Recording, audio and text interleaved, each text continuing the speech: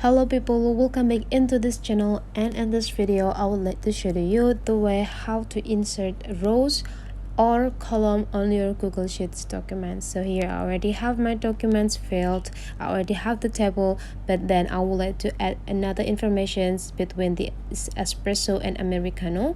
So the thing that you need to do to insert the rows here is just go click the cells, and then you need to decide where you want to put the rows. If you want to put the rows between espresso and Americano, means that you need to add one rows below espresso or this active cells here. So that you just need to go click this button right here, and you will be automatically got those one rows between this espresso and Americano.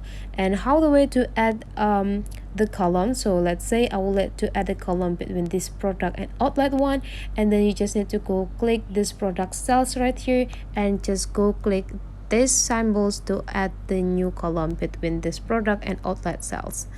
And that's it, the way how to add rows and columns on your Google Sheets documents. Hopefully this tutorial today is useful for you guys, so don't forget to leave some comment, like and subscribe into this channel, and I'll see you for the next video.